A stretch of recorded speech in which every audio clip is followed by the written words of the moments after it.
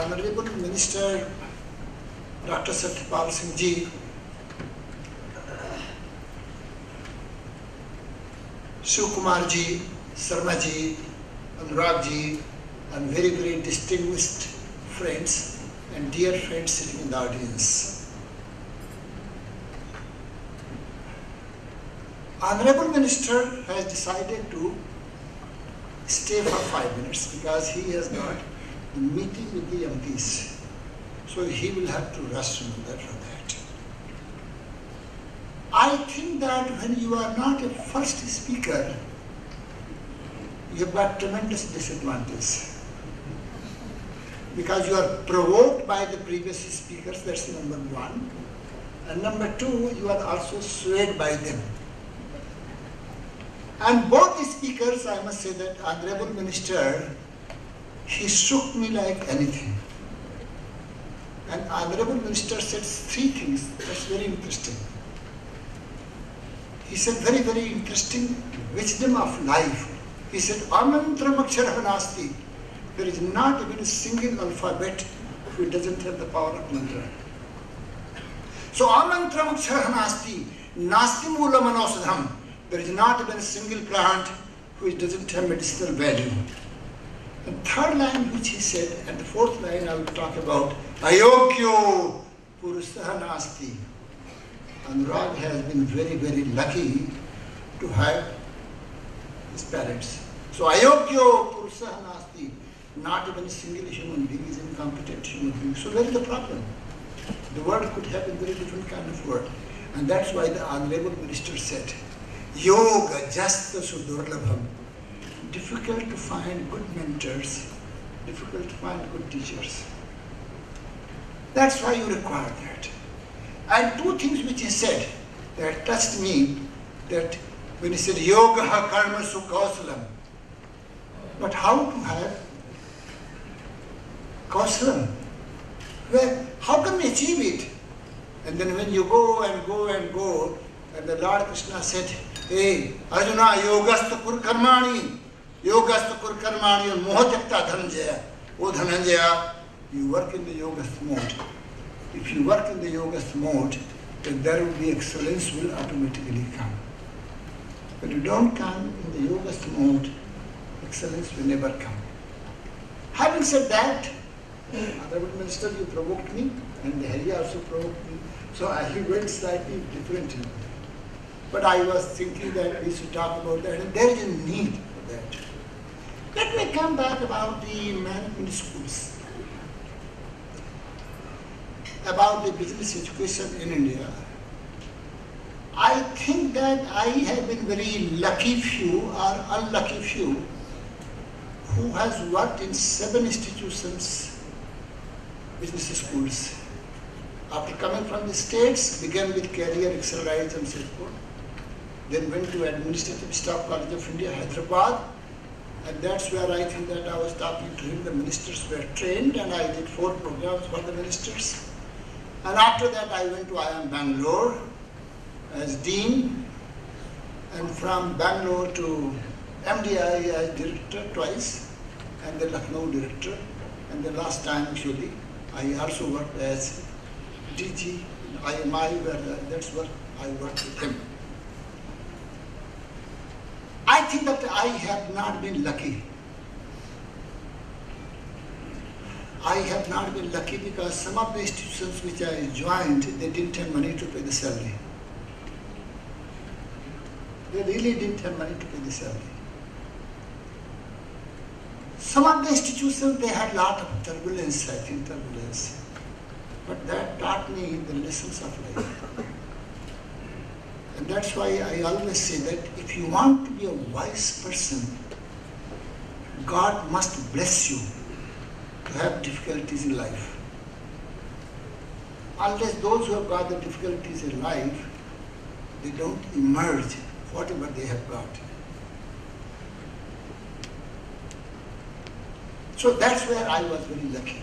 Now let me come back about the management schools. Quickly I will come back because you find that one thing which I learned from the ministers began with a sentence that I don't know. And somebody went to Zen master And he said, can you teach me? And the Zen master said, I don't know. So he said, but I know that you know quite a lot. He said, to say I don't know, you must know quite a lot. So I think that he said, I don't know, really. So let me come back about business schools. The first principle, the robust principle, the foundational principle of management is what? Begin with the end in mind. Begin with the end in mind and then do the backward integration. Where do you want to reach? What is your objective? What is your purpose? What do you want to achieve? So begin with the end in mind. It's a basic principle of management. And that's why the courses must be designed, begin with the end in mind. What do you want to achieve? That's the important point. The second point, Chanakya, Buddha, Chanakya, Machiavelli and Plato said something very interesting. That words don't have any meaning. Really don't have any meaning. Words don't have any meaning. Action don't have any meaning. It's a context that provides meaning to the words and meaning to the action and meaning to the strategy. It is time to understand what are the management schools issues. Because the job of a professor is to raise the question, and that's what Honorable Minister did. He raised the question. I wish actually he could have also spent some time to give us the answer. But I know that he would say, my job is not to give the answer. You explore the answer, my job is to raise the question. So I would be also taking liberty, Honorable Minister, to raise some few questions along with you. The first question which I feel very, you must have seen the World Economic Forum ranking. Almost have you read about the World Economic Forum ranking? Do you know that the talent competitiveness of India, do you know what the ranking? Can anyone try? We ranked as 81. Out of 137 countries, we ranked as 81. Now it has got tremendous impact. What impact it has got on? And our competitive index of the nation is 40. Because we fight business war not only through weapons, we find much more business war through talents. Okay, that's a great weapons. I was asking a question, suppose had our competitive index, talent competitive index could have been somewhere around 25 or somewhere around 40. Perhaps competitiveness of Indian nation could have been somewhere around 20th, could have been somewhere around 5 or 7%. Raising this question to all of you, the competitiveness. And the recent survey, when you read, I'm not talking about the A-grade schools, but I'm talking about the employability score of the graduates coming from the management school. A lot of questions are being raised. And I also say partly responsible industry people. They may come here and talk a lot of things and all, but I have been asking a question, what you have done. Because the biggest losers are who? Industry people. They are the biggest losers. What they have done. Whereas you go to America, you go to England, you go to Europe and other countries, you find that the kind of support they provide to the management schools, it's amazing. But that isn't happening in India. Anyhow, let me come back about the issues. The first issue, I'm talking about the product part. Number one, friends, I must remind all of you that we are, second question you asked, what business are you in? So let me come back about the basic purpose. Why do we exist? The purpose of academic institutions. And broadly we have got three purposes. The one purpose is known as creation of knowledge. We must create knowledge. And I always say without writing Vedas, one can never be a true Brahmin. You don't deserve to become a teacher, Brahmin, and using as a Brahminical class without writing Vedas. I am also the member of the committee, which is known as high-powered PM committee to select the institutions of excellence, eminence. And to my great surprise, I was trying to see the ranking of all the universities and management schools and all kinds of things. You will be surprised to know that we feature somewhere around 251. That's only one institution, Indian Institute of Science, Bangalore. So in terms of research work, our record is very dismal. And we spend about 0.9% on the higher education. And the dream of the Prime Minister, Honorable Prime Minister, is that we should feature somewhere among at least 100. And I was saying that how many years it will take. So one is the creation of knowledge and all that. And the second one I find not only the creation of knowledge, second one is application of knowledge. And that's why we say Arthakari Subhidya. The education must help you to make livelihood.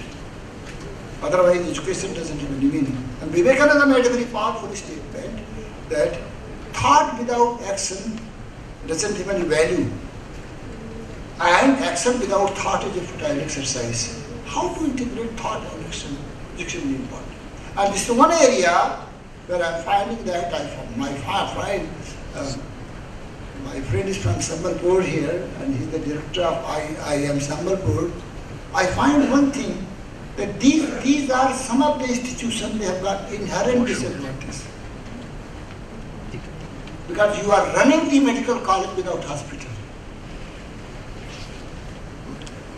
But the way, MP is a very, very optimistic person, the way he was talking about Sambalpur, the way it is going, one day it's going to be industrial hub and so on and so forth. So I said, may God bless you, that is going to be industrial hub. So you find that, and that's why boys, girls, coming from places like Delhi, places like Bombay, like places like Chandigarh, places like Calcutta, places like Chennai, they have got upper hand when they go and join the organization, because they find that they have got the whole exposure is very different kind of exposure. So you find that how to integrate corporate world and industry is a very big challenge. And I think that they be sitting here and I can see that we did establish, I think that IIM Lucknow Center in Noida. The reason being that we were very far off from the industrial houses. Now, Kozhikode has also established in Cochin. And I think MP Jaiswal is also thinking to have something in Bhubaneswar. Because this is the only way you can bring industry, hospital and medical colleges together. Otherwise, we can't run medical college without good hospital. Let me come back about the competencies we require and where we are. Where are Indian students? I was talking with my son early this morning. He works for a company, ADP. It's in the list of the Fortune 500. And he looks after the HR issues in the whole of Europe, America, and whole of Asia. He is in charge of that. So I was talking about that when people, you have been hiring people, you have been going from place to place. What do you see about it? When you hire people actually from India, when you hire people from Europe, when you hire people from America, what do you see? And where are our students? I will talk only about these 4 or 5 points, and then there can be discussion about it. First point, he said that the global orientation and global understanding where the globe is going on in terms of culture, in terms of nuances, in terms of values, in terms of their strategies, I think that we are poor. The second thing which is said, and I am raising this question, what the management schools can do. The second thing, that ambiguity tolerance is very, very low. Maybe heavy doses of mathematics, heavy doses of quant. Because these days I find the whole world is quant, nothing else. So heavy doses of quant, life doesn't go as 2 plus 2 equal to 4. Or still runs 2 plus 2 maybe equal to 3, maybe equal to 1, maybe equal to 20, but who knows about it. So tolerance ambiguity is very poor according to his judgment, you know that. And that's my experience also. And I think not only my experience, there has been a book by Dr. Bhandarkar, and she wrote a book, Grooming Leaders, What BSchools Don't Do. It's worth reading book, you know that. So tolerance ambiguity is another very low factor among the Indian students. The third one, and very interesting, I mean he talked only about 2 points, I didn't. The third one, how to manage conflict. Because maybe the emergence of the joint family, disintegration of joint families, emergence of the nucleus family, boys and girls coming with a single child background or 2 child background, so they don't know how to handle it.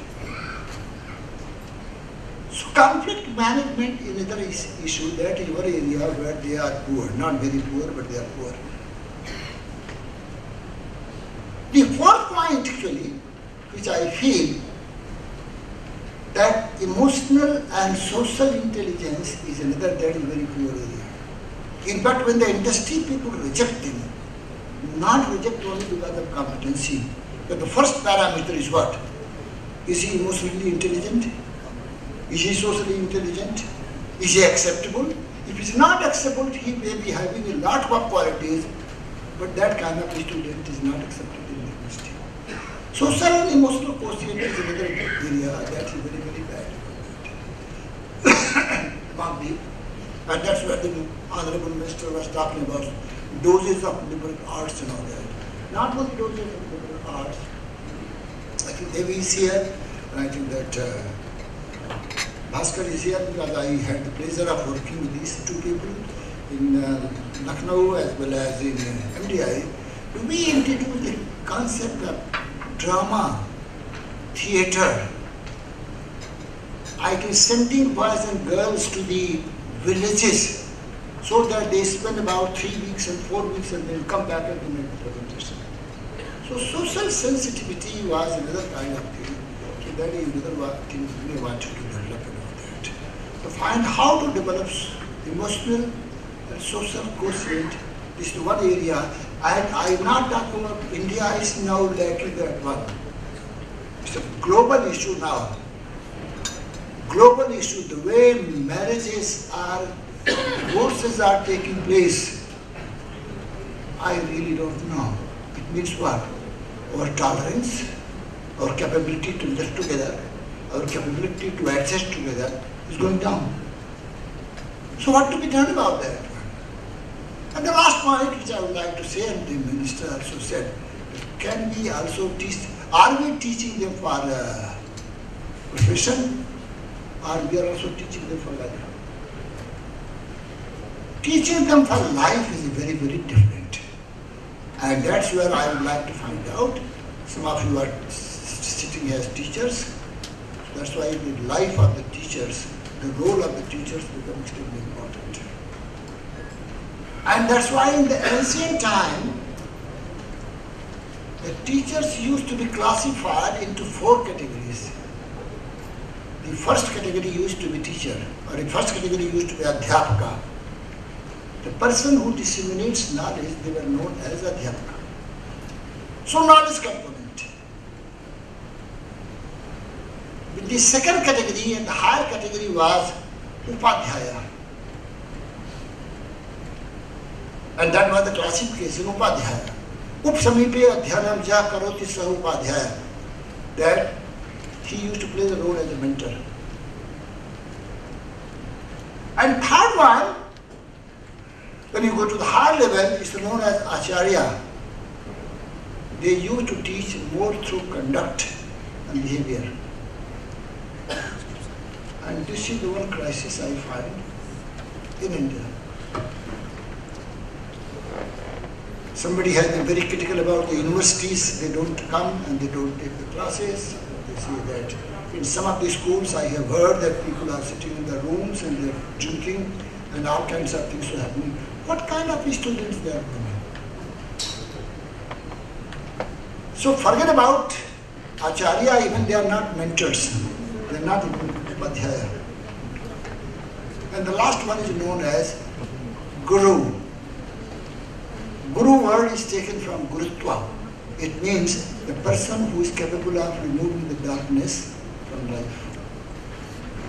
I think that somewhere you have to reform. You have to reform those persons who can deliver the reform. And that's where the role of the teacher is extremely important. So I think that those persons who are in the administration, those persons who are from the somewhere. And the last point which I would also like to say, then I think that I would give it to Shiv Kumarji and plus Shri Sharmaji. Last point, somewhere, how to increase industry academic interface. What to do about that? I told Dhananjay, the person who is looking after National HRD Network, and we began that movement actually when I was the board member of IMA, that those persons who are coming to teach from the